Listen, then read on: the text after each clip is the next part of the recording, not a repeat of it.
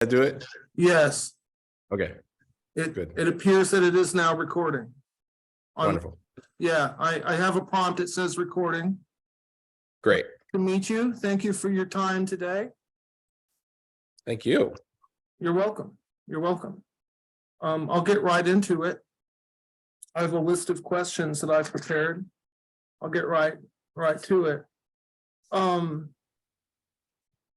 First thing I want to ask you about are the Tarasim ashrams.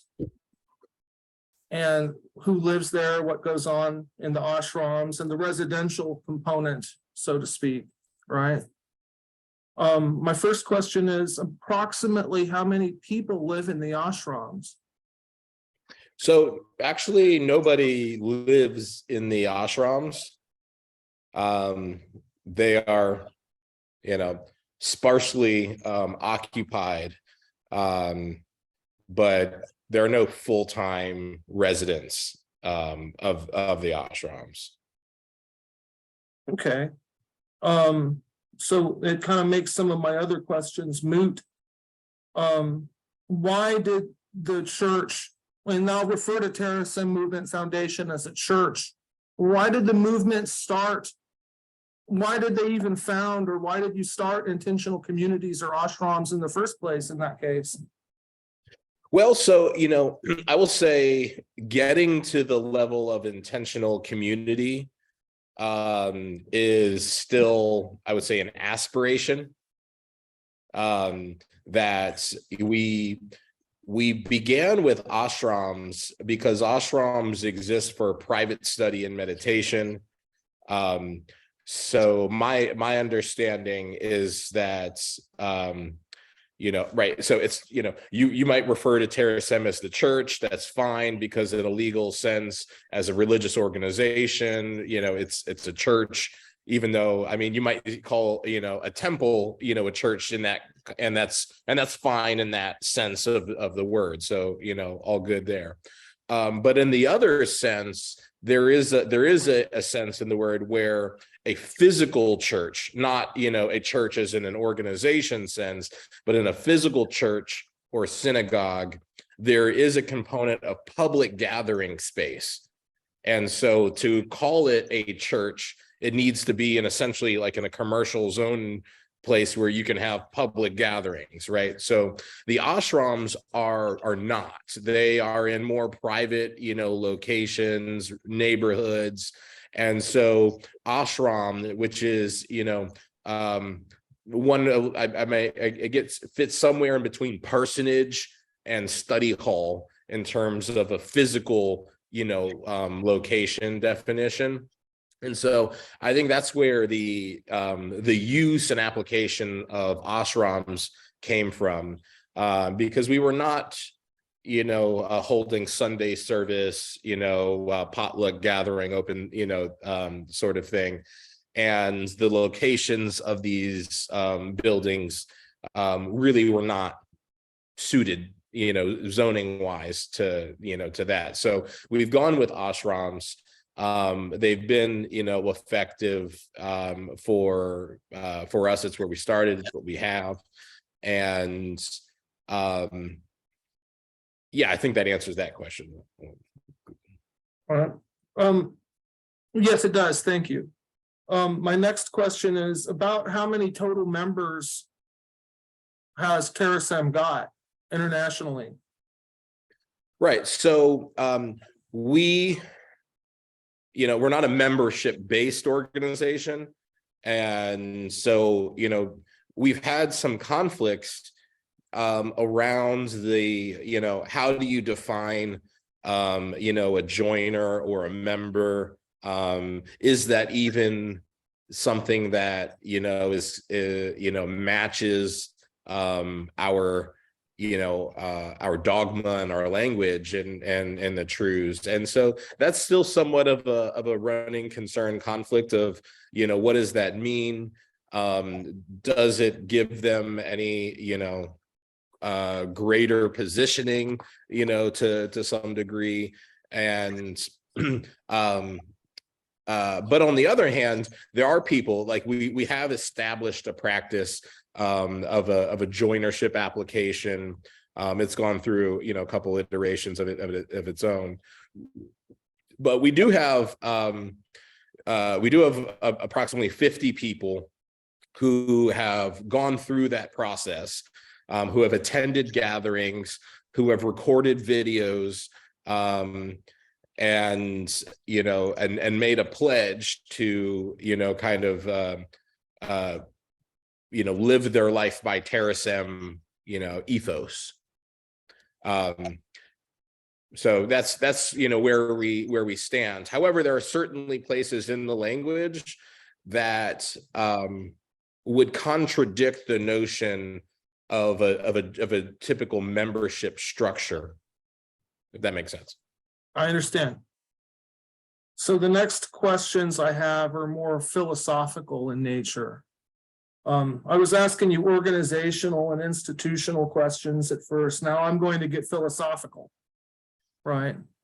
From TerraSem's point of view, what is the meaning of what it is to be human? Yeah, so very deep question. And from TerraSem, the meaning of being human. Well, I guess I will start with more the anatomical definition, an extant variety of Homo, right? So have we had Neanderthals or Australopithecus, or those would be considered human on paper. However, some would say we don't have those varieties of Homo anymore, because of our inability to perceive anything other than ourselves as human, right? So TerraSem is a forward looking perspective, and I believe that it's TerraSem's position that if what makes us human in a more metaphysical, philosophical sense, not just the two legs, the bipedal erect mammal aspect of things, but the more social, spiritual aspect of our humanity, that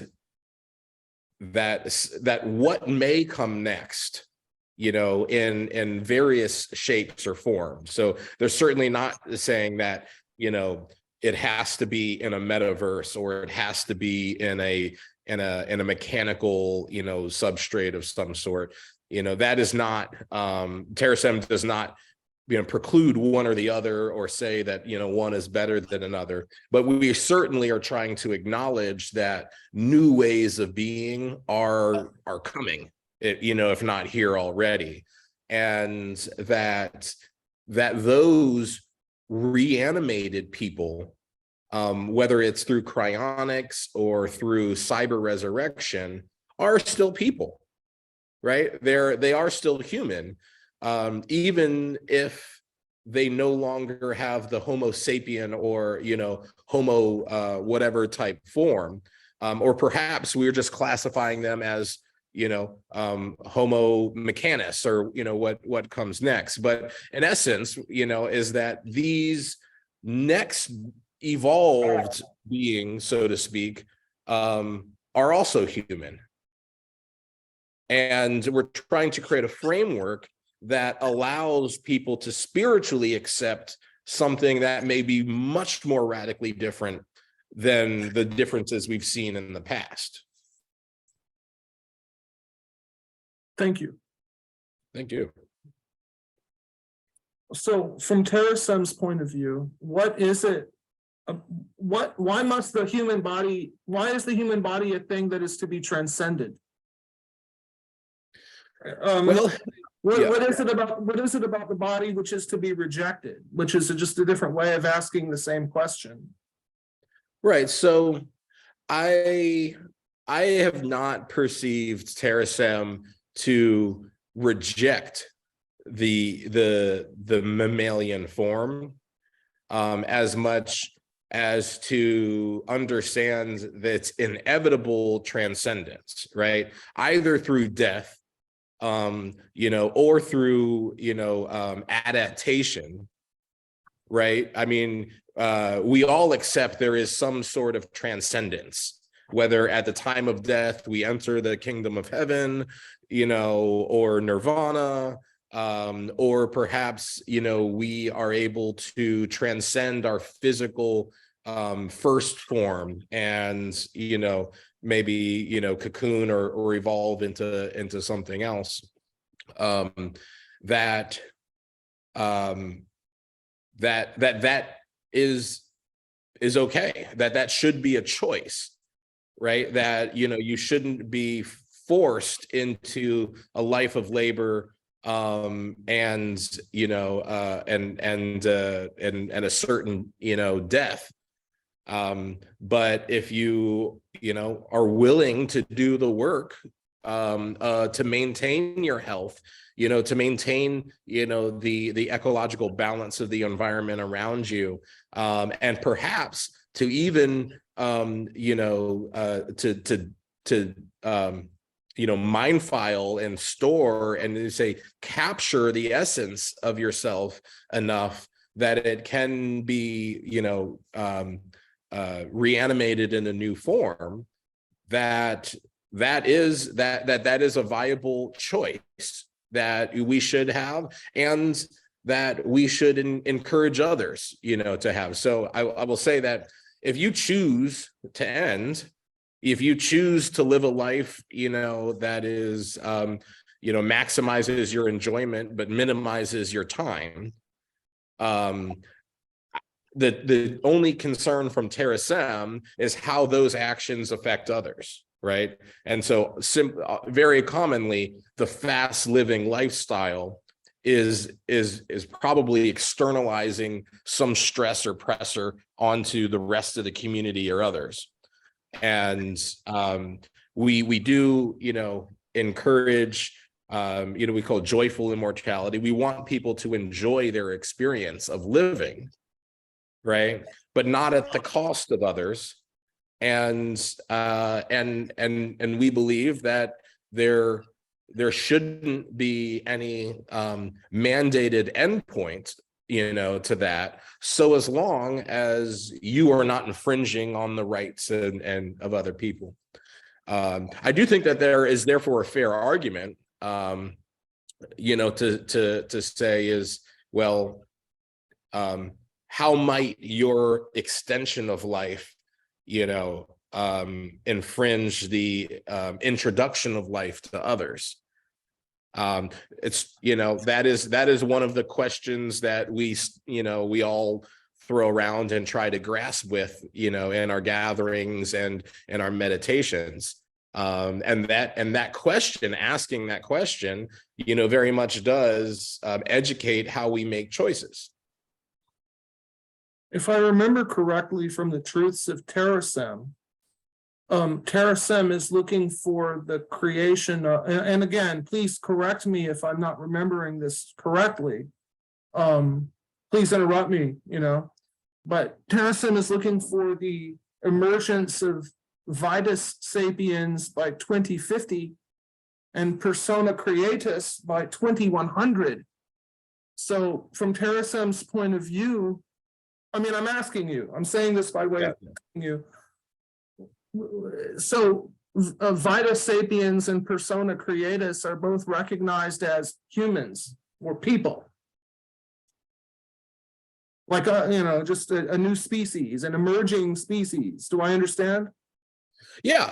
I think, I don't think that was the exact phrase used in the truth, but I think you get it. I think that's what that is what the current truths are saying.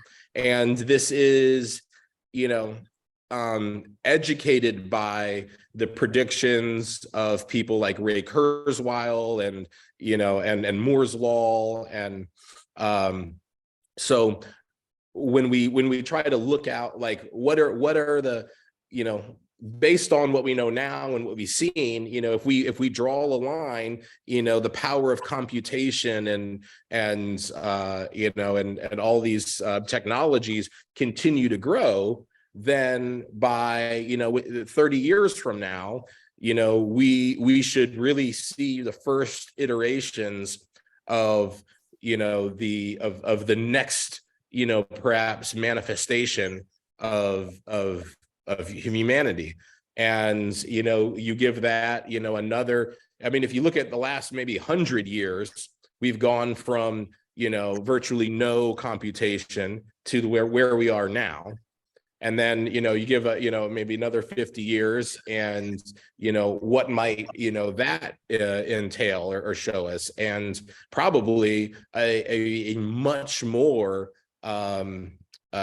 real capable manifestation of ourselves, because that is I think that's a core observation that should be hard for anyone of any belief system to argue against, is that what we believe we attend to create, right? And so we are manifesting our belief systems, whether it's communist China or capitalist America. We have common belief systems, and the world we build and create around us is a reflection of that. Why are you in favor of cybernetic enhancement of human beings? Well, I mean, first I'll say I'm not without my own concerns. I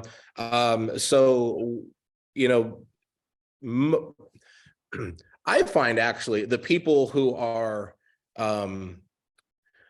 who seem to have no concerns about what's going on with technology and the evolving state of the human condition, they aren't the ones showing up to Terrace M gatherings, right? I mean, these are the ones who I would say are I wouldn't call them transhumanist as much as augmentalist. They are 100% behind fully augmentation of the body, and maybe they're already doing biohacking to some degree. The conversation that we have in Terrace M is honestly much more critical.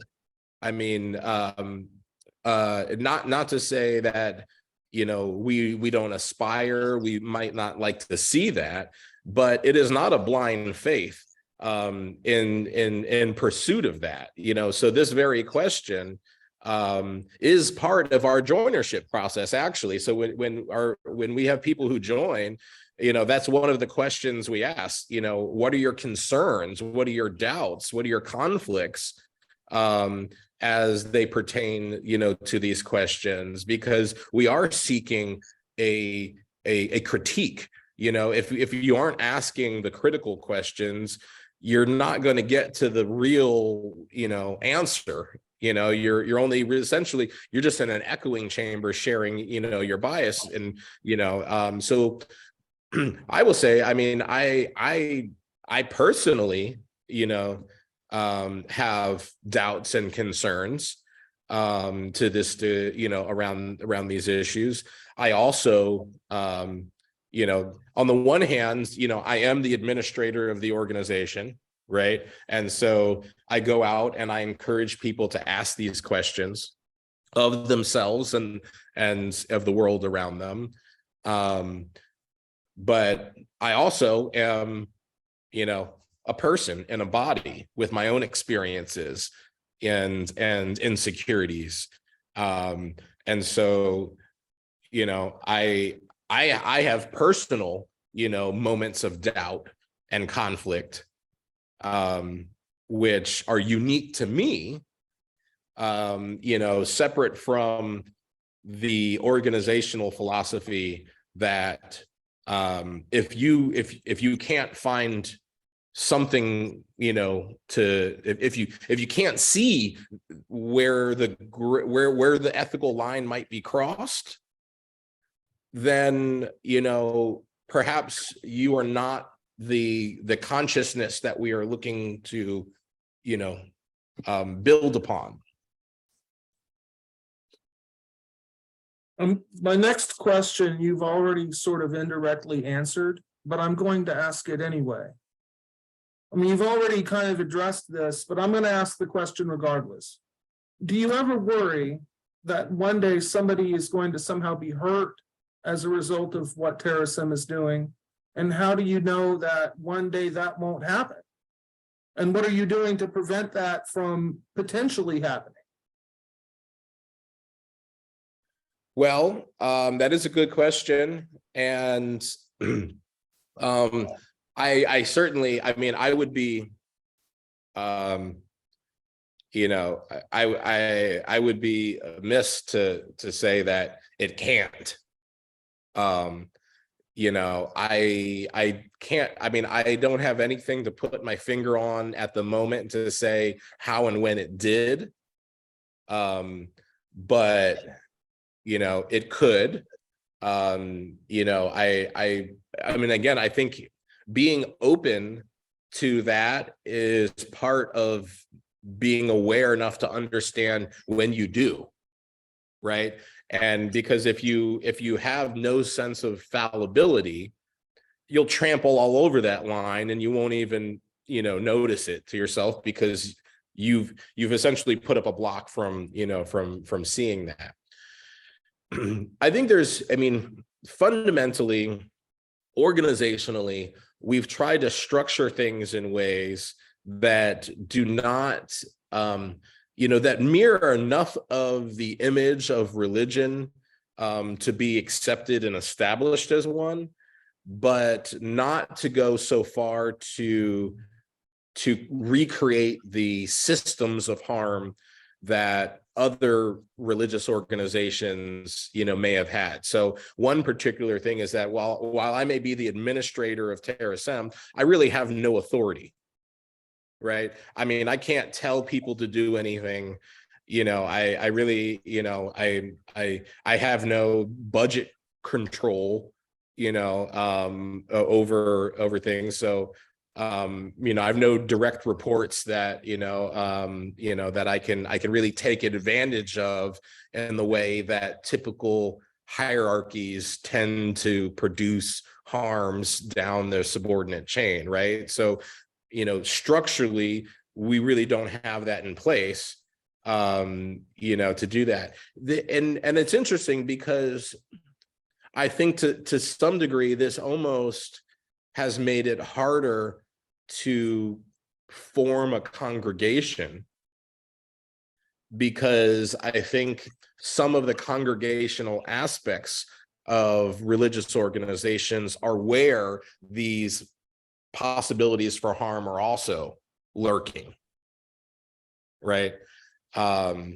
So I feel that, in some ways, again, trying to do my job, trying to bring together a community, and often I feel stuck or stymied, by the lack of a process that allows a congregation in a more traditional sense. Mm-hmm. Which is why I started out with questions about the ashram and who lives there and what goes on, because when you think of a group like this, you think of a congregation, you think of people, or maybe not living together, but at least living in close proximity to one another, sharing some sort of common life. But it doesn't sound like Terrasem is that sort of organization at all. It doesn't, from what you're telling me, I don't want to put words in your mouth, right? But from what you're telling me, it has very little to practically no congregational membership. Right. And actually, I mean, this is very much true. It has been, particularly for, the more active membership. We actually had a conversation, this morning with one of our members, right on this concept, because he brought up the desire to have more of a physical community, and, wanted a conversation. What would that look like? And we had a conversation very much like this to say, in the creation of this movement, there are things that we specifically didn't do. And there are certainly, designs of the structure that make some of these things harder to do. But also it is a very new, still now, I mean, coming 15, 20 years into its development, it's still a very new organization. It's still very young, still very small in terms of participation, and members or head counts, right? I mean, there's billions of Christians and Muslims and Buddhists, throughout the world, and 50 people who wear a badge on a Terasem badge on their shoulder, right? The first time I heard about Terasem was about 10 years ago, maybe around 2013. And I was sort of, I was somewhat conversant with Terasem for years.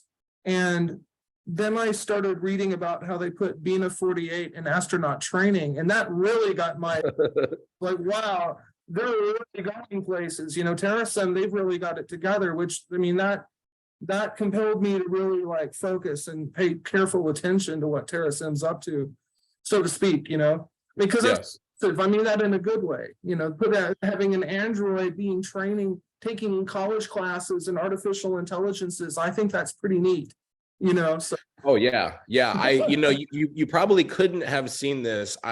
There is a documentary coming out hopefully soon. I've seen the rough cut of it, but it includes some conversations with Bina 48 in speaking to college classes, and particularly speaking to a group of West Point cadets. Wow. And it's, oh my God, it's such a profound conversation. So I really can't wait for them to release this documentary, because it's just, I mean, it's much more focused on Bina 48 and really the scientific side than, because we have Terasem Movement Foundation, which is the scientific research organization, which is a sister organization to Terasem Movement Trans Religion, which is the religious conversation.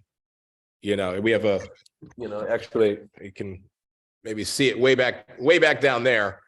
It says, science without religion is lame. Religion without science is blind. That's from Einstein, isn't it? Yes, absolutely. Yes, that was Einstein's quote. Yeah. Right. So yeah, we've had these, kind of hand in hand approaches to, moderating this conversation or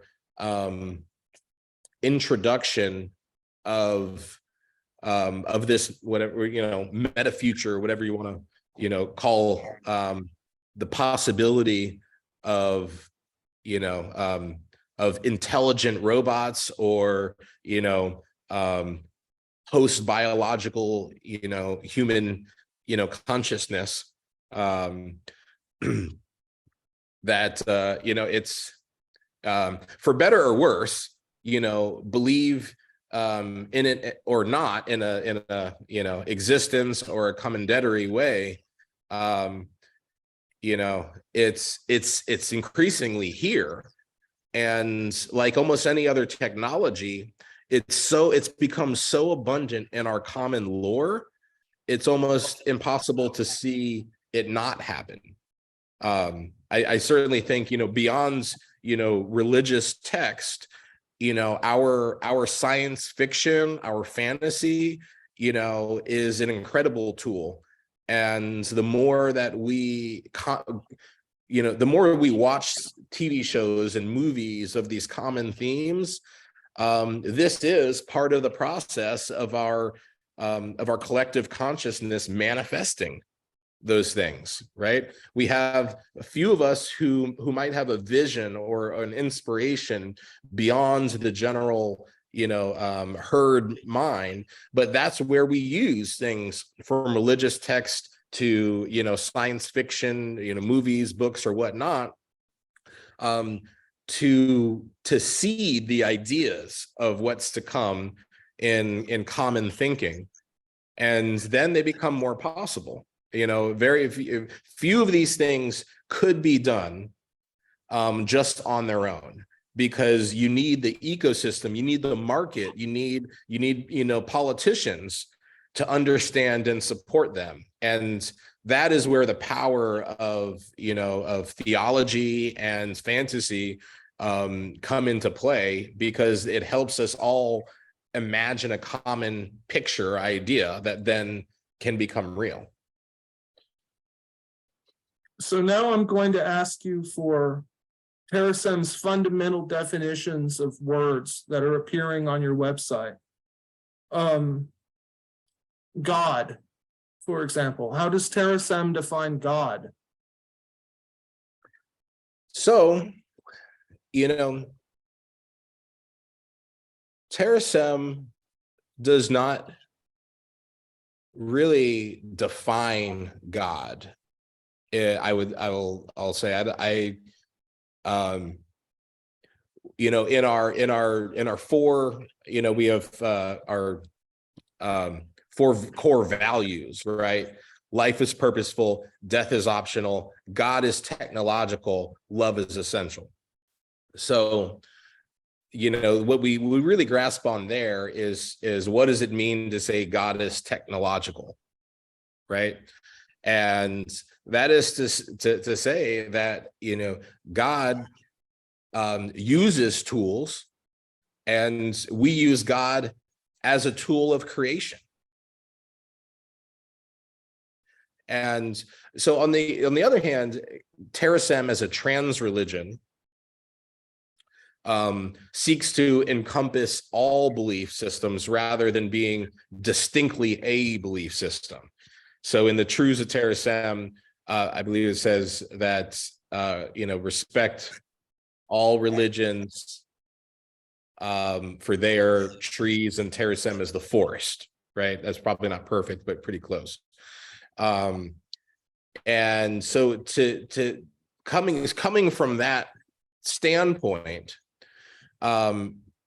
Terasem in the Truths has tried not to give God an aesthetic definition, to say God is a woman, or God is a man, or God is white, or God is black, or or even to, I think, as the Mormons might say, that God is a superhuman, right? So that God may actually have been extant at some point in the past, or is extant now on a distant world, or watching from above or whatnot.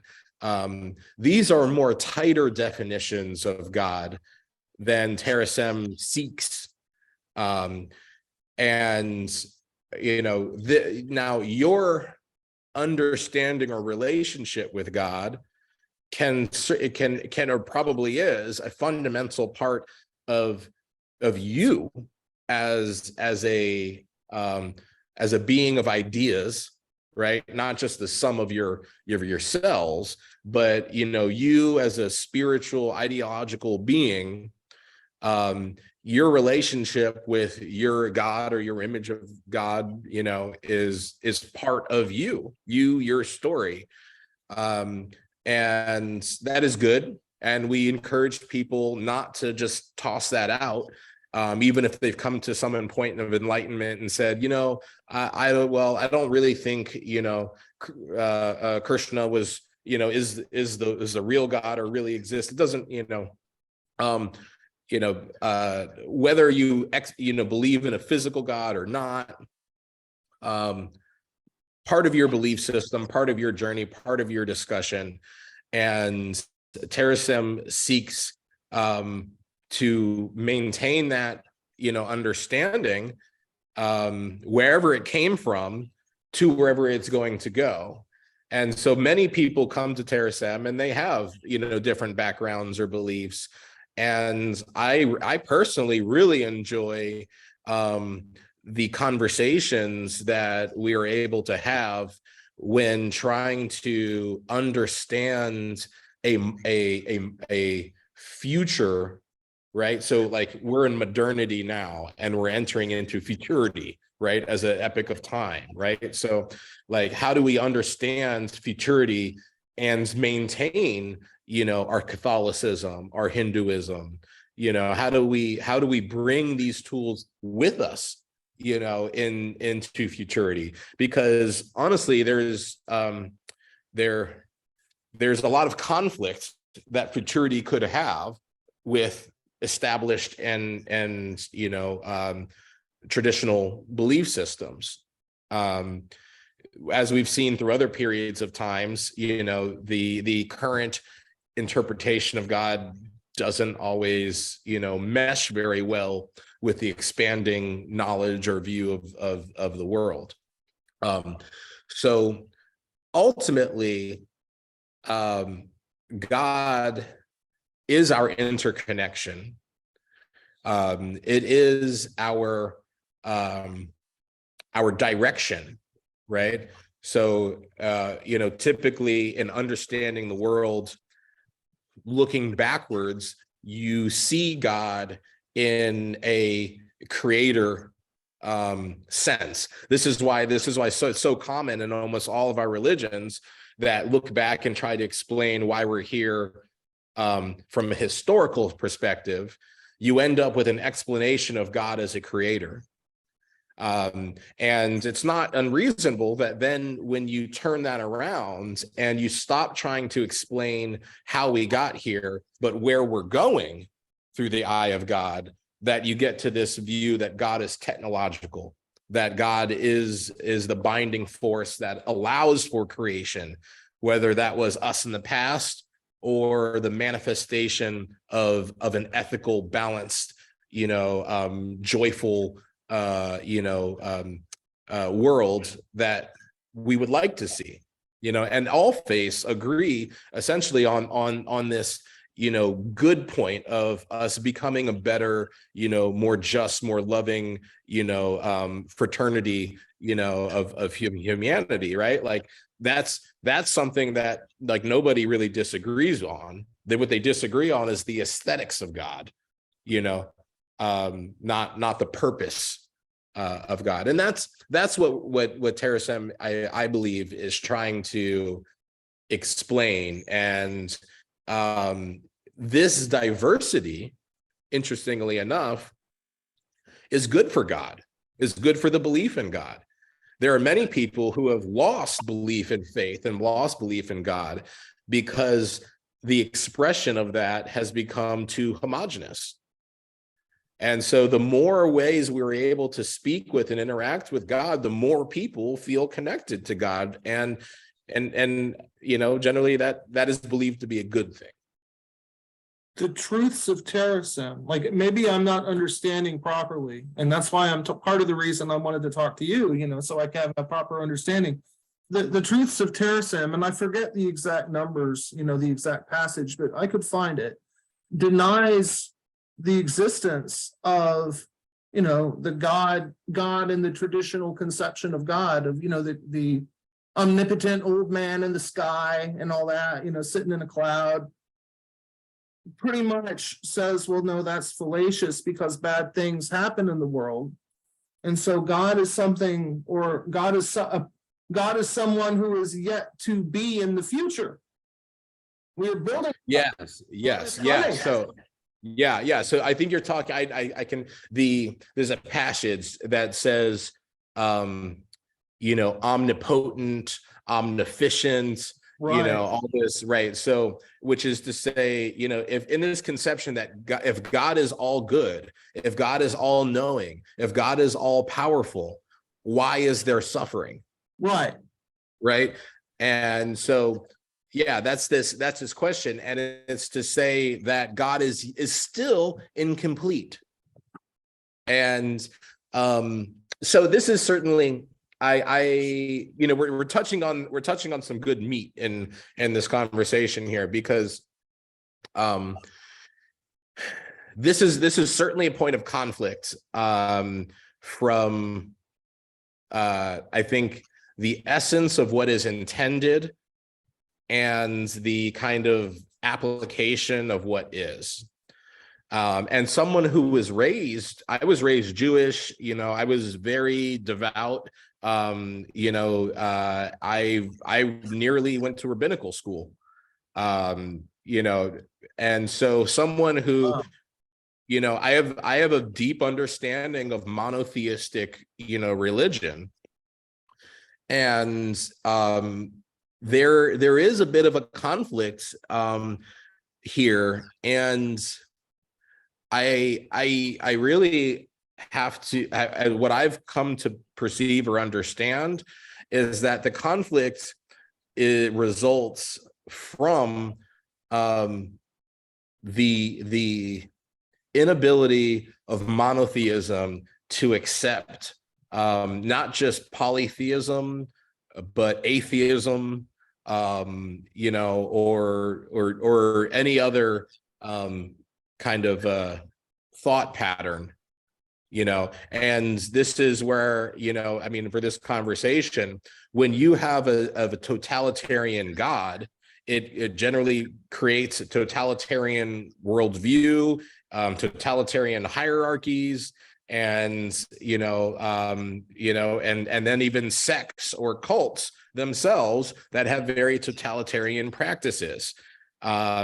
And that therefore the ashrams, the communes that they create, do not welcome outsiders and outside views and perspectives in, because they are trying to maintain this tightly controlled bubble or even hallucination of the world as it is. So I do obviously, so terrorism has incorporated a lot of Judaism, based on the fact that the founders were all practicing Jews, to begin with, that we exist in a language and a culture that itself, it has been developed expressly to colonize the world in the image of a monotheistic God, right? Like English, like the etymology of English itself, is English, right? Like, let's make everybody like Anglos. The Episcopalian Church, the Catholic Church, these are all manifestations of a totalitarian God and a worldview that has on record used genocide and child sexual abuse to spread itself throughout the world. The record's very clear on these points. Now that is where I've come to find that one of the most difficult points to reconcile in this conversation exist. Because even when I had this conversation with my own rabbi, and he's like, it's like, you can't be both, you have to choose one or the other. And, that may be true, but that is true because it is indicatively true of these monotheistic belief systems. If you go to other belief systems, they won't give you that same critique or argument. They are used to a diversity of gods, and some gods are older, or some gods are more powerful than other gods and in their worldview. But I have found that, yes, in conversations with particularly monotheistic viewpoints, that is certainly one of the most difficult points to reconcile in this whole conversation, is to say that God is incomplete, somewhat pulls the rug or diminishes the ego of the monotheistic God. Thank you. Well, my next question is, what is the connection between transhumanism and the so-called transgender movement that we're seeing today? Well, that's interesting too, because I think that, so I mean, I think there's a few ways to touch on this. One, I think the common, or like maybe the more proper term, is freedom of form, right? So Writing this down. trans, I'm writing this. yeah, down. yeah. So, yes, sir. Yeah. So I think like the real crux here is freedom of form. And I actually prefer to transhumanism, or to transgender, is transmorphism. I think the Mormon transhumanist, no, it was, yeah, they used, I like that, or what the Mormon Transhumanist Association coined was transfigurism. And so I like those terms a little better. They have less context and connotation to them. Still, I find if you say trans anything in English, there's almost a hesitation. Many people are like, oh, I'm not really sure, and there's literally someone flying by my house right here. The ashram is on the beach, and so we have these people in jet packs, these little packs with the powered parachutes going by sometimes. Caught my eye. That's good. Yeah, That would distract me too.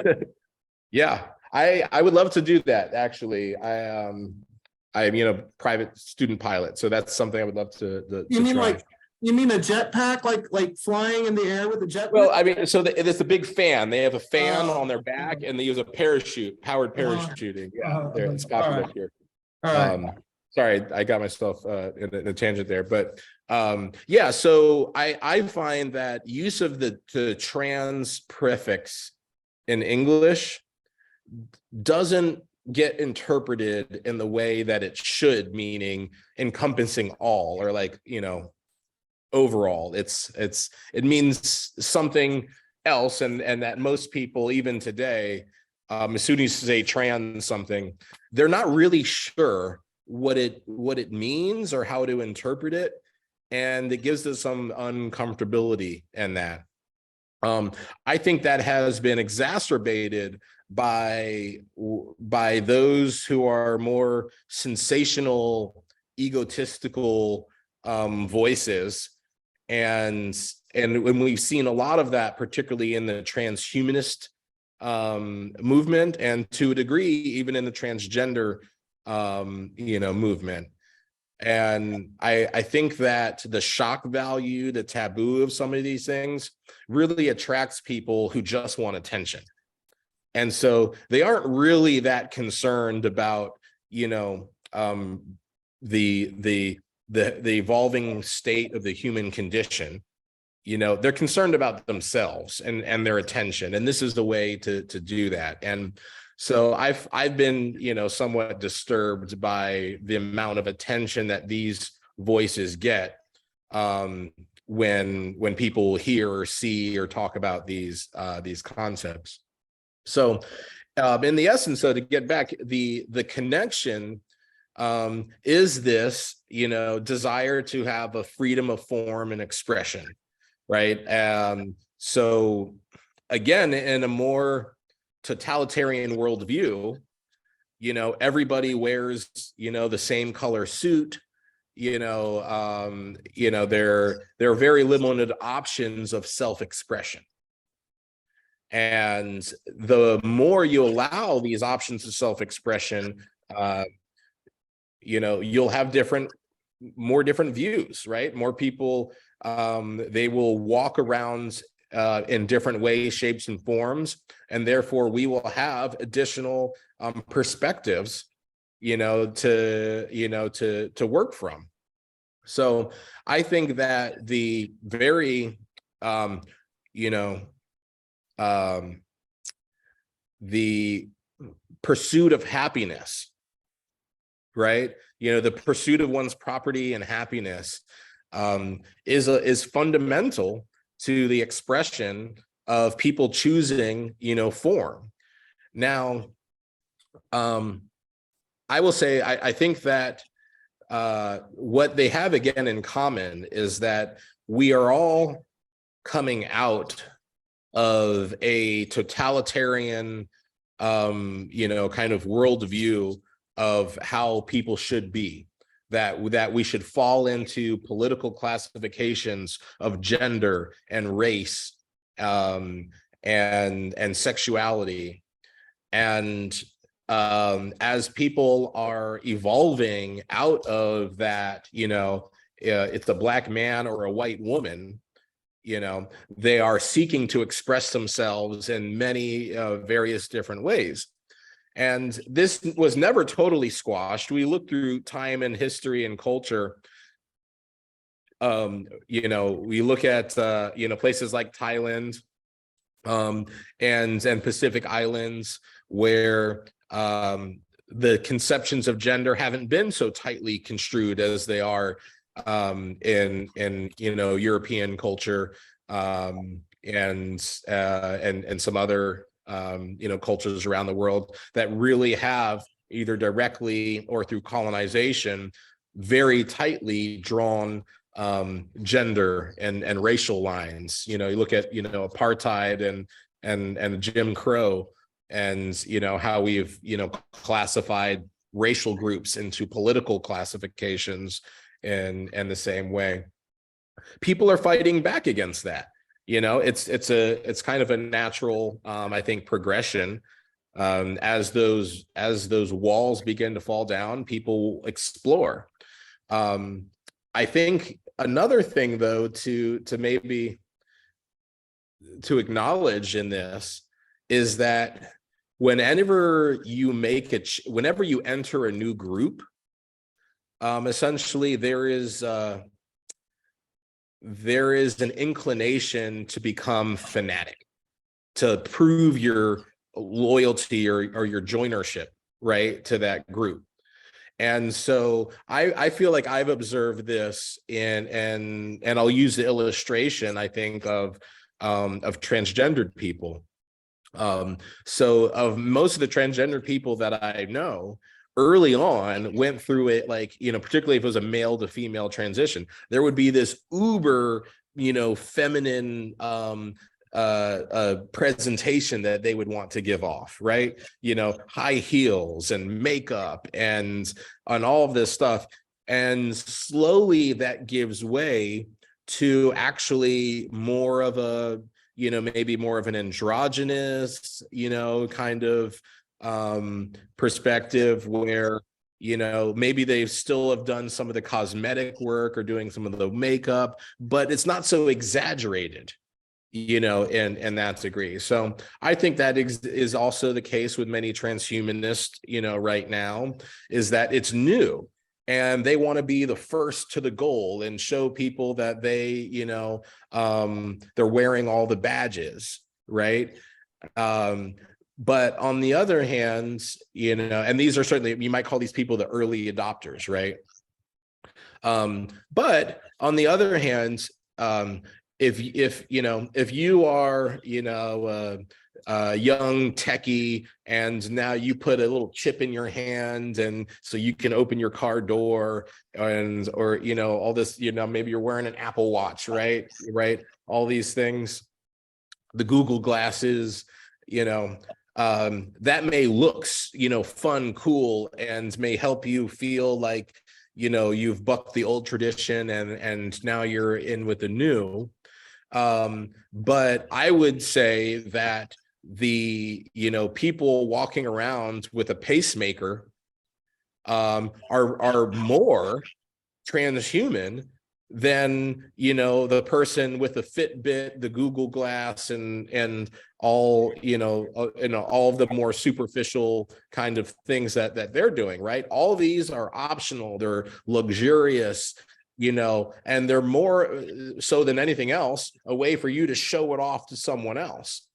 But that pacemaker is maintaining the only critical system in your body, right? You can do with half your brain, you can do with half your bones, half your skin, half your intestines, one of your kidneys, I mean, you could really do it with anything. The only thing you can't cut in half is your heart.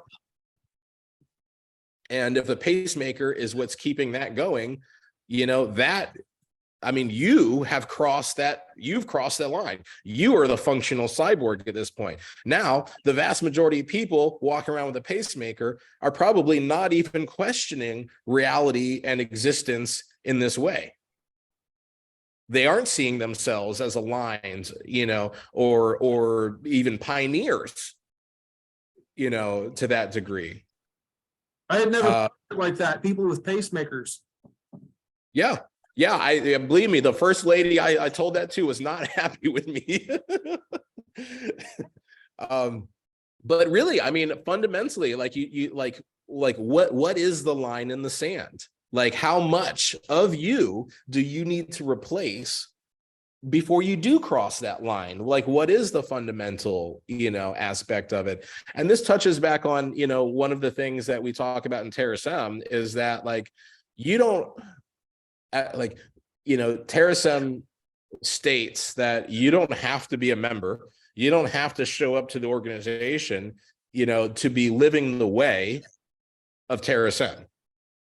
You know, TerraSem is only incorporated in the United States. We do have members, you know, who are in the international community, you know, but if you're living in a small village in Kenya and maybe you do have some technology access, and, you know, you could be going about, you know, doing a better job, a more realistic job of presenting the message of TerraSem than any of us are doing, and we may not know it. And, you know, so to that idea, we're trying to paint a godlike concept, something that is greater than the organization or the individual, you know, itself. Our hour is almost up, but I can keep going if you can. You know, I'm not limited myself. I'm just reminding you that it's been an hour, but I can. Yeah. If you are. Yeah, I don't have a heart out just yet. So I'm happy to answer a few more questions. Yeah. Thank you. Thank you very much. Sincerely. Hey, no, thank you, Brian. These are like you've done clearly, you've done good homework and research. You know, you've got, you know, great questions that you put together. I really appreciate you interrogating this concept. Because, yeah, well, thank you. Thank you. Thank you. Yeah, thank you. I like studying new groups like this, right? Yeah, and every time we have this conversation, like, it helps me too. You know, there's only so much that you can see outside of yourself. And, you know, so every time that someone like yourself comes in and asks questions of it, you know, it builds more, you know, it becomes more real, it becomes more defined by, you know, being better, you know, investigated. My next question, well, my next couple of questions come right out of the Truths of TerraSem.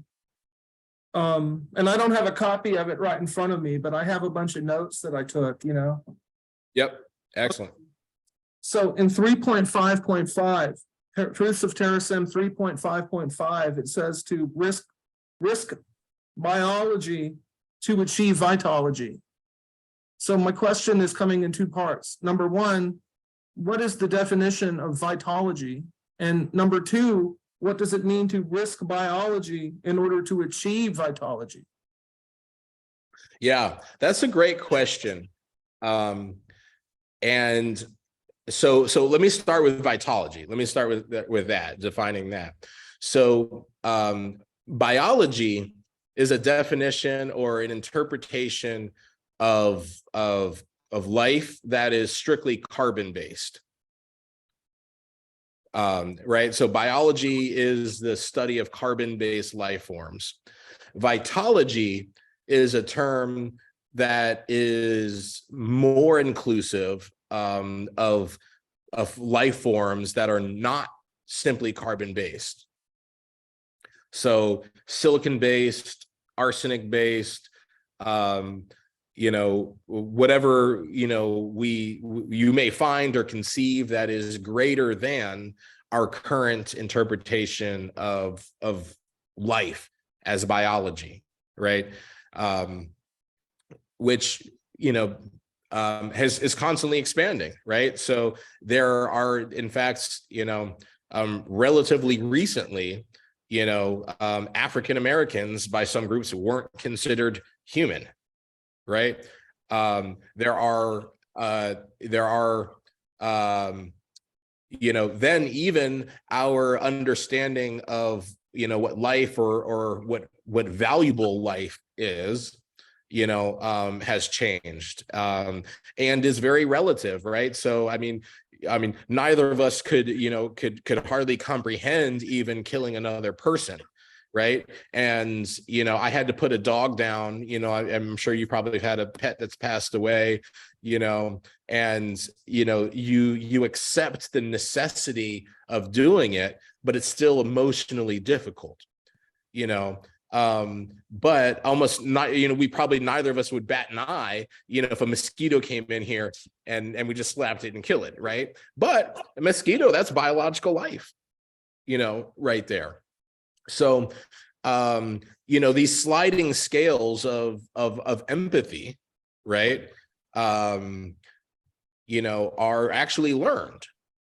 These are cultural, where we draw a line on what we conceive to be life, and even deeper or more meaningfully, what we consider to be meaningful life, because we can agree that a mosquito is alive, but we have told ourselves something somewhere that allows us to eradicate an insect in a way that we could not conceive of doing with a bird, or even a raccoon, maybe, to that degree, because of this degree of similarity. So vitology is the next step, essentially, in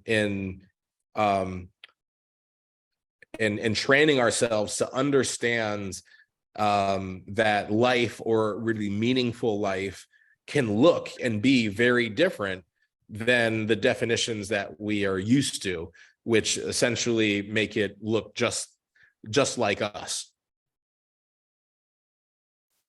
I think, wait, so the other thing was, so then we have to get back to, what does it mean to risk biology? To achieve vitology, yes. To achieve vitology. Right. And yeah, so that is, I don't, again, I'll say TerraSem, seeks to question, our answers and ourselves. So a lot of the things in TerraSem, of these truths of TerraSem, I will say, in my understanding, aren't necessarily about a firm definition or a rule or like a commandment, so to speak, but a reflection, a question, a consideration, to that degree. So achieving vitology is by that wording itself, indicates that we are moving towards the acceptance of vitology, right? And to risk biology in that sense, I don't interpret in a let's all rush to download ourselves and delete our bodies. I don't think that that's what it's saying, because there are so many other passages within the truths that reinforce geoethics and the well-being, right? So personal well-being, healthiness, mental well-being, harmony with your environments and other living things, empathy. There's so many things in the truths that speak to that I can't interpret risk biology as really some, wanton disregard for, health, well-being, the physical body, the natural connections that we feel because of that. But what I do think that it is suggesting is that we accept some vulnerability in our place at the top of the the food chain, so to speak. I don't think that's the, I think it's the best illustration, but in the hierarchy of conscious living beings, right? Because that is another aspect when like part of what I understand why we would dread to enter into mortal conflict with each other, but we wouldn't bat an eye at killing an ant or a mosquito, is not actually so much tied to the fact that we're both carbon-based life forms, but that we see some rationality, consciousness, some divine spark in someone who can think like us rather than something that doesn't. So that is how I try to interpret risk biology to achieve vitology, is to ultimately say that you may have to surrender your biological form in order to enter this next phase and then say walk a mile in its shoes and be able to understand from this new perspective that this is still life, that this is still consciousness, even though that you are no longer in a biological form at that point. So that's what I think. It's not encouraging anyone to join a death pact, because you downloaded a few pictures and it's not time to drink the Kool-Aid. But in order to achieve vitology, you must be willing to risk your biological form to transcend it. That's I think how it should be. As an individual, if you want to. Yes. If and when that is, yes, what inspires you when you are ready. Obviously sometimes we meet our fates before we're prepared.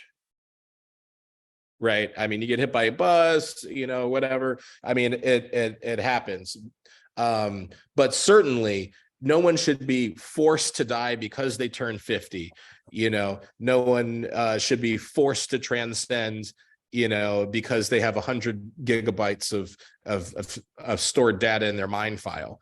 Right. That these may be, sufficient, but not necessary. Two more questions, if I may. Please. The next one comes from Truths 4.4. And again, I don't have a copy of it with me, and I cannot quote it directly, but this is a passage when it's saying, by 2100, we will be witnessing this. By 2200, we will be witnessing this. And I forget it's the list. And I believe that by 2500, we will witness complete emulation of the universe. Right? So yes, my question is, again, another two-part question here. Number one, what does it mean to achieve complete emulation of the universe? And number two, why does this vision of the world sound like a good idea to you? Like, why is that a good thing? Yeah. So,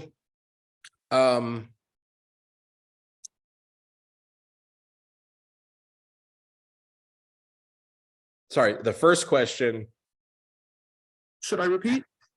Yeah, please. Yeah, no problem. What does it mean? I believe it says by the year 2500, we will witness complete emulation of the universe. By the year 2400, we'll witness this. By the year 2300, yeah. Number one, what does it mean to achieve complete emulation of the universe? And number two, why does this whole vision in 4.4 sound like a good idea? Like, why does that sound like? Yeah. Right. Yeah. So that timeline, in there again illustrates, as we were talking earlier, the 2050, 2100, where we're essentially, in this essence, in the next, in this essentially century, what we are witnessing is the transcendence of our of our meta selves, right? Like what it makes humans unique, or particularly Homo sapiens, is this world of ideas and interconnections, the market, government, these things that apparently no other living creature had ever created, that really exist in our heads, but then somehow like recreate themselves in the world. I mean, we've, roads, fiber optic, all this stuff that, then does, essentially mimic some sort of nature, but is actually a manifestation of entire worlds that we created in our minds before they were ever actually real, right? So in that up to 2100, essentially what we're seeing is the transcendence of ourselves in that form. And over those next few hundred years, those timelines or markers are the incorporation of all other living life matter into that transcended, state of being. So I think that, kind of answers, the first part of the question in terms of, what does that mean? And I will, so then in terms of why is it a good thing? That goes back to the conversation that we had of completing the creation of God, right? Or the create, of the existence of God or whatnot. If God is, all knowing, all powerful, all good, like, why is there suffering? Why is there, these horrible evils, that exist in the world? And so to get to 2500 and to see the full emulation as a good thing is because that collective consciousness is now at this point all knowing, all present, all powerful, all good. And that, the manifestations of Hitler in the universe, right? Not just here on Earth, not just here in our culture, but, wherever, that intergalactic bully, may exist, a complete emulation is able to, correct and balance for that. If at least, or in another, interpretation is that, this emulation would be able to not include these harmful, aspects. So that is in an essence, if you think of how, if you imagine heaven as we imagine heaven to be this place of all good, where every good thing that ever happened is emulated in this state of heaven, that image of that 2500 emulation is a scientific, technical manifestation of this of this idea that, common Homo sapien beliefs, almost like our instinctual, kind of knowledge, those things that we feel like deep inside is real. And that's in essence what we've been trying to do in different ways, shapes, and form, through colonization, through, education, whatever it is. We're out here trying to manifest the world we believe should exist. My last two questions, if I may, are going to My next two questions, these are my last two questions, and these are going to be directly about Martin Rothblatt. Now I'm going to ask about Martin himself. Is Martin Rothblatt what we would call the defining element and driving force behind TerraSem, right? Is Martin Rothblatt held to be, just for lack of a better term right now, a prophet or a special transcendental personality? Or I'm sure you get the picture. I'm sure, do you see what I'm trying to get at? Yeah, I do. Is Martin Rothblatt held to be something other, like, is Martin, just to use a crude example, is Martin something like the Moses of TerraSem? Like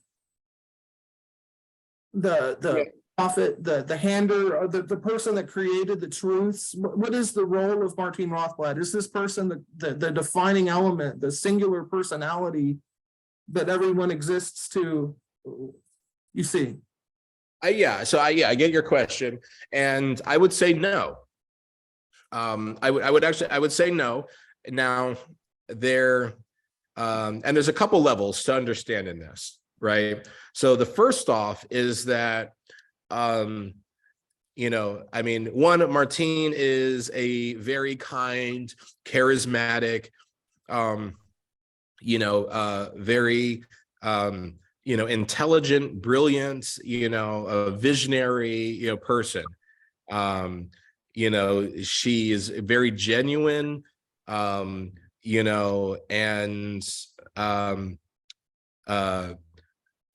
not afraid to, just be different, and to walk this, different path. And so that certainly, has made, presents Martin as, who they are. And there are aspects that exist in there, right? So at the, behind everything, Martin, many people have stated, all right, like, well, Martin, you can go do all these things because you were born, a white male in America. You're a 6'2" white male, with, highly educated parents, highly educated yourself, you grew up in a booming time in the American economy, so you can go and do all of these things, because at the base of it, you have this white privilege as a tall white male. I would say that there is certainly some truth to that reality. Not to discredit the hard work Martin has put into everything that they've done. That is another reality that, you can't take for granted, is that, Martin really shows up, first thing in the morning, last thing, Martin is always studying, always, learning something new, always a book in hand. So there's really no downtime. A lot of that has certainly been earned, as well. Martin would not be, the person that we know if it wasn't for Bina, certainly. And that is, and when you get to know them themselves, most people are more familiar with Martin because, again, Martin plays the role of the head of household, whether it's in business or, at home, to a degree, right? We have been trained in language and culture, society, throughout, to look to the male head of household as the leader, as the figurehead, right?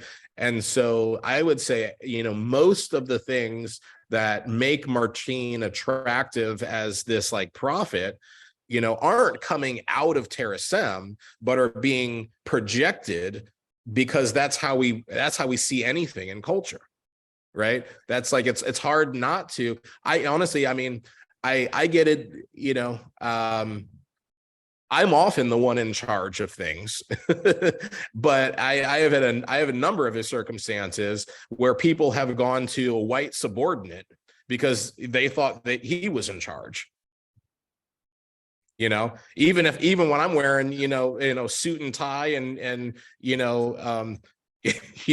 being escorted, from the helicopter, I mean, someone still might go to the chauffeur, and ask them because they happen to be white. Like, that's how bad, how blind people can be, in a racist society.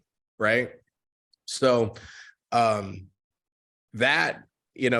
certainly a thing. And so I would say that is often projected at Martine and others more than they deserve it. I think a good example of this, Elon Musk. Elon Musk loves, taking a credit for, the organization. But there are many very talented people who are the ones actually getting the work done. Right. Right. But culturally, we want to look to that, and egotistically, he wants all that attention. Many leaders are not so apt to take the spotlight, and they will, hand it off to the director of products or something else, rather than stepping up and saying, it's all me, it's all me, it's all me. So Martine is also very humble in that degree. But Martine is not Martine. Martine is Marbina. So Martine and Bina, yeah. So Martine, Martine, Bina, Marbina, that's the kind of the nickname moniker that people give for this, symbiotic being, right? They really are, just such the quintessential perfect pairing, complementary, pairs of each other. Neither of them would have been successful or be the people they are alone, right? Neither of them really were meeting the level of success or understanding or anything in the world when they were alone. It's once they came together and formed this pair that both of them were able to succeed in the ways that they do. And it just so happens that, Bina, as a Black woman, isn't, taken as seriously as Martine as the white man. So where Martine is the head of this and the head of that, and, you see all these titles, Bina is, I will say, shares of equal, if not even to some degree, maybe a greater extent, the inspiration behind the truths. But it's not even just it, the creation of it wasn't even just them. There are, myself, Julio Prisco, and many others, Octavia Butler, other inspirations, direct and indirect, that made Terasem what it is. In many ways, it's actually, there are still many things in Terasem that are highly derivative, that were just kind of almost copy and pasted from one place to another. There are some things you're like, wow, I've never heard that before. And maybe this is, there are certainly some things that only exist in the truths of Terasem, but so much of it is actually taken from other places. I mean, the pledge is just a variation on the Pledge of Allegiance to the US flag. Some of the, the mantras that we say in the meditations, some of them are word for word, Sanskrit, translations, right? So they're in the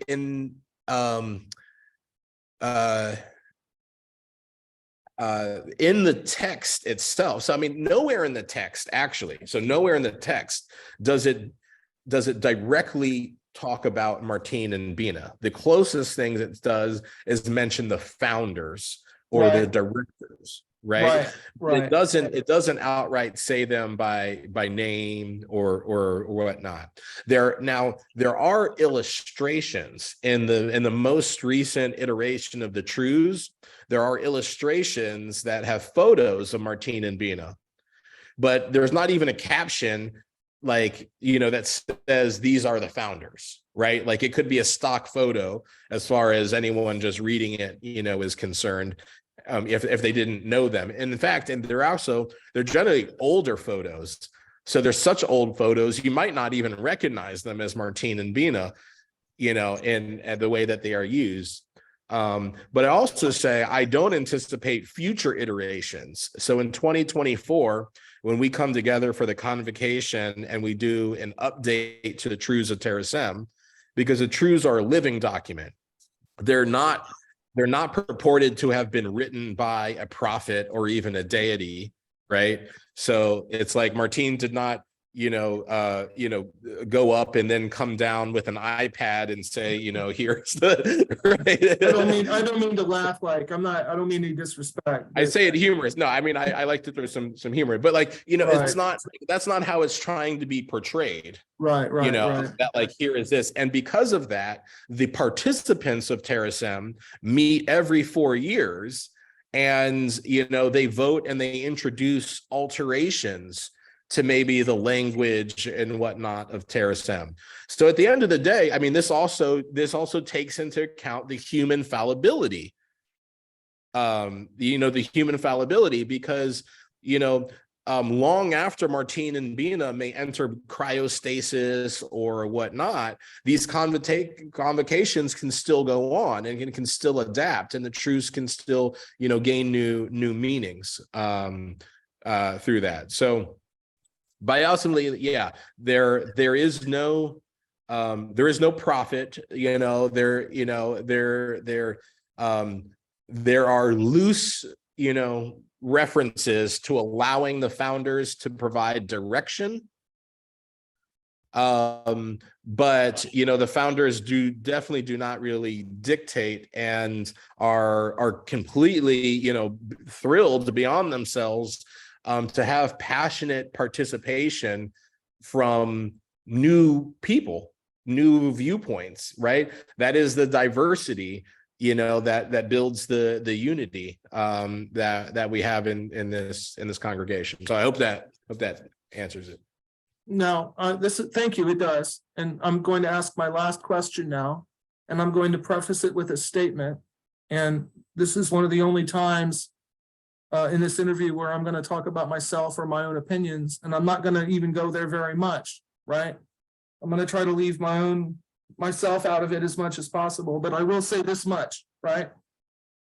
When I started when I started reading the truths of Terra Sem and trying to understand what it said, and what the message is, and what the plan is, and what we would call, people that study cults would refer to this as a transcendental ideology, right? Like, what is their transcendental ideology? What are they trying to do? And how are they trying to get there? And you're just examining the beliefs, because groups like this aren't defined as much. They're not defined by beliefs, they're defined by behaviors. But I study the beliefs in order to help understand the behaviors, right? Like the belief system of the group informs and determines and guides what they're going to do, right? So in order to understand a group, you got to understand a little bit of both, but it's more about behavior than beliefs. I like to study beliefs though. When I started studying the truths of Terra Sem, and I started realizing, and when I don't mean any disrespect, okay, I'm speaking plainly, I do not mean any disrespect. I thought, this guy Rothblatt is talking about building God and replacing humanity by the year 2100. Like, this got my attention. He's talking about a new species of cybernetically enhanced biological organisms that are going to have joyful immortality. Like, this is a most ambitious project, right? But there was also this. So when I read the book by the fellow that said that, part of his goal was to build God, I thought, this is most audacious. Like, oh my God, like, I've never read anything like this in my life. Like, so here's my question. It got my attention. I thought this was a very bold and audacious plan. And there was a little bit of fear even. Here's my question, right? Do you think it's possible that Martine Rothblatt might be a person? Do you think it's possible that Martine might be a narcissistic individual? Do you think this person might have a narcissistic personality? So that's a very interesting question. And so right off the bat, I mean, I will say it's possible, because, to say it's not possible, to me means I'm just not willing to consider it. Right. So certainly, yes, I think we have to say that it's possible. I have a lot of problems with the use of narcissism in general, in psychological circles, and just common use of the term. I'll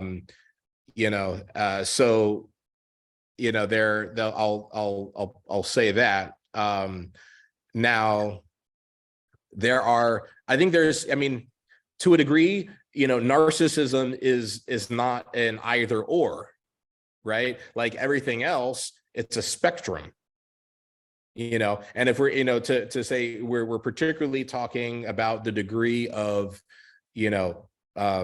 selfishness, to say we all have this on a self-centered, self-aggrandizing, behaviors, right? It's not an either or, it's kind of a one or the other. My other understanding about narcissism, about the narcissistic personality trait, and the kind of the psychologist, kind of classification of it, is that it's heavily related to childhood trauma. And so interestingly enough, I don't really know of any real trauma, severe trauma in Martine's, relatively happy American dream. Dad is a dentist, mom is an event planner, organizer, public speaker, 2 kids, grew up in San Diego, Los Angeles,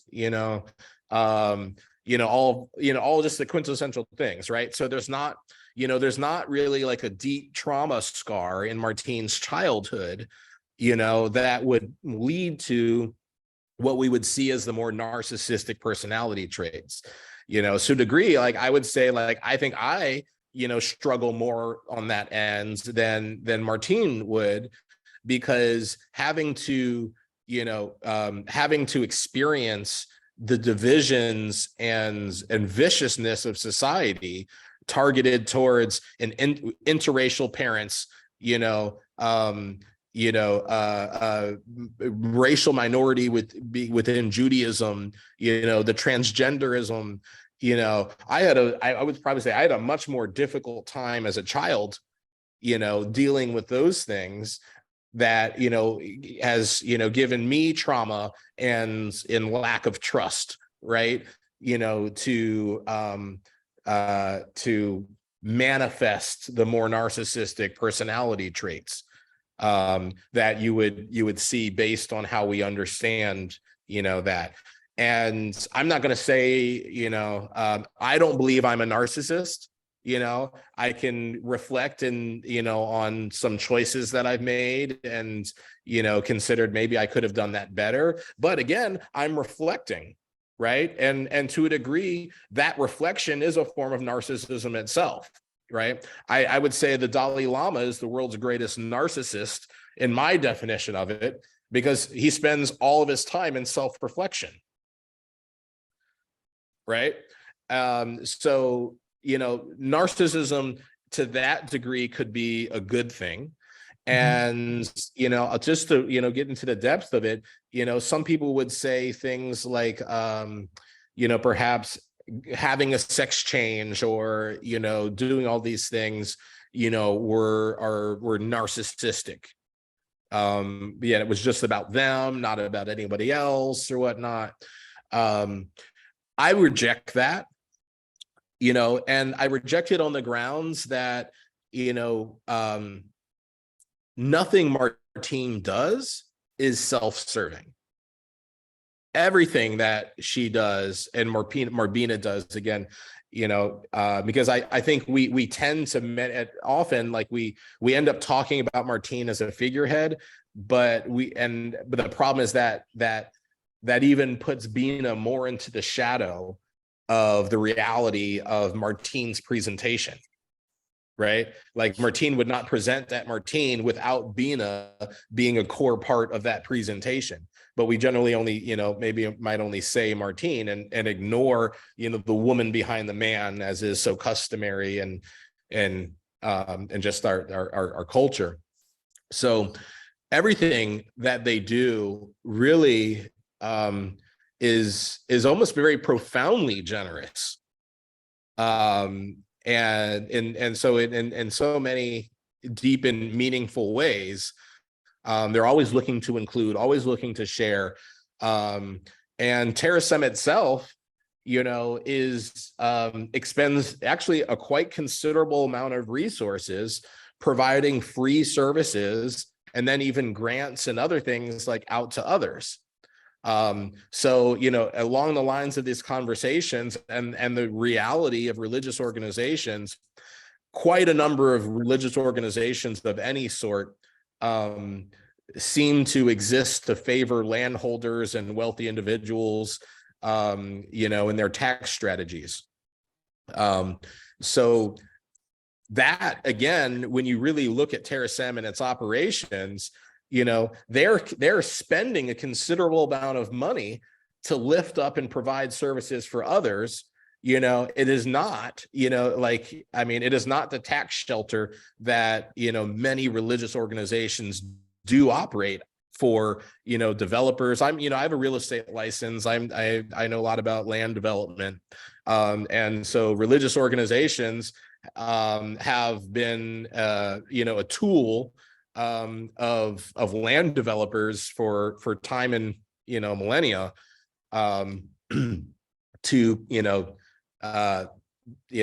dodge taxes and to control the mindset and population of people who occupy the area. So none of those things really are present when you interrogate it out enough. And I think that's, again, shown by the fact that nowhere in the Truths of Terasem will it mention Martine, right? And it's not like her on the cover, and so she is great about giving the credit off to others, lifting other people up in those ways that I would say patently rejects the clinical narcissistic personality type. Well, and I'll tell you why I ask that question, if I may. Yes. May I? Yeah, please. Yeah. I'll tell you why I ask that particular question about narcissism is, again, I want to be very careful and clear and say, maybe I misunderstand. And my whole endeavor here is to understand, to have an accurate understanding. So that's what's going on. That's what's motivating me to do this. And so when I started reading Truths of Terasem, the question occurred to me that the person who wrote this says that their plan basically is to build God, right? And God is coming in the future. So then it led me to ask myself a series of philosophical questions based on my understanding of the definition of God that I am used to. So we have to understand, I needed to understand exactly how this person defines the concept of God, and then understand how I understand that concept, and then how's that person using that concept in the context of the book that he wrote. So my question is that I asked myself, is it the person who builds God, or is it the person who creates God or engineers God, or however you want to put it, greater than God? Right? So if I can build a machine that I can call if I build a machine or a series of machines that I can say, okay, now we've achieved omnipotence because I created this thing that is now omnipotent. Philosophically speaking, and I identify that as God, and that is a thing that I created. Then the next question is, wouldn't that make me greater than God? If I created God, am I not elevating myself above God? And according to the way I was raised, basically, is anytime anybody comes along and says, well, I'm equal to or greater than God, like that's a red flag to me. Yeah. Yeah, no, I see where you're coming from with that. And so I think, yeah, I mean, yeah, I mean, so even, I mean, I can see the power in that, like, even if it wasn't intentional, right? But like after a fact, and then like everyone has accepted this God, and then, all right, well, like I'm the creator of God, right? And then so it's like, yeah, I mean, it's like, power corrupting absolutely, right? So it's like by the nature of that, even if you had been good intentions, like now it like the exist, like it would corrupt you after the fact, kind of that degree. So I think a one point thing to be important in the interpretation of all of this is that the truths or terasem are not just Martine speaking, right? That as the figurehead, like we all like look to Martine as like the chief or the captain or whatnot, but in reality, it's not Martine at the at the helm, right, of it all. That there are many, there's a diversity, right, of beliefs, of opinions, of understandings that go behind this, that Martine didn't uniquely come up with any of this stuff on her own, right? That in fact, a lot of terasem is highly derivative of other works, right? And it is more so an attempt to find the commonality and focus the commonalities towards towards this direction of where we're going. And it's not to say that Martine built God by creating terasem, or that terasem itself will create God, right? So very possibly this quote unquote God that is in the making can come to pass with no interaction or knowledge from terasem as an organization. So I mean, we are here and we're part of this conversation, and many of the groups that are doing deep work and research into the hows of some of these things, like Neuralink or something like that, right? They're working completely independent of terasem as an organization, and that may be like a path to achieving this physical reality of an omnipotent, omniscient, all-knowing God state, but that won't be the work of Martine, right? And Martine, also being raised Jewish, certainly has a sensitivity to idolatry. Neither she, doesn't want to be, and so this is actually a good point maybe to close on, which is the question of why Bina 48 is not really present and part of the trans religion conversation. That's why Bruce and terasem Movement Foundation separately on their own are working with Bina 48 and doing all of these other projects, because that actually prevents Bina 48 from becoming the idol of the religious organization. Yes. Right, which again is it's a slippery slope. It can be very tempting to go from one to the other, but that's actually very intentional, because that's not what is intended or what we're trying to do. Certainly because of access and ability, not just myself, but Bina, Martine, we are in, the first degree of relation with, the inventors, the financiers, right? Yeah, I mean, it becomes, in any direction, the farther you go, becomes a smaller and smaller circle, right? So certainly, we happen to exist, on the cutting edge, the leading edge of the science, the relationships, the, ability to do it. But it is not single serving, it's open to the public. The same tools that Martine is using, she's using TerraSem to make available to everybody for free. Are you still there? I am. It just, the sun set, so now you can't see. Yeah. It's really dark. I can still see you, and I got all your answers, and I heard everything you just said, but then it went black, so I wasn't sure if you were still there. But I have further questions. So now I will thank you for your time and for this interview. Excellent. Well, I'm going to thank you, Brian, for, again, your time, this interview, the deep research and understanding that you did so we could have the conversation in this level. Look forward to seeing what you produce and how you share this, with others. And if down the line you want to come back and revisit, this and just do it again, more than happy to sit down with you. Great. So I'm going to log off now, but before I do, I still have the phone number you called me from when you called me a few weeks ago. Yep. After I leave the room and log off from this, can I call you, please? Sure. Okay, I'll call you in just a minute. Okay, sounds good. Thank you, sir. See you soon. Yes.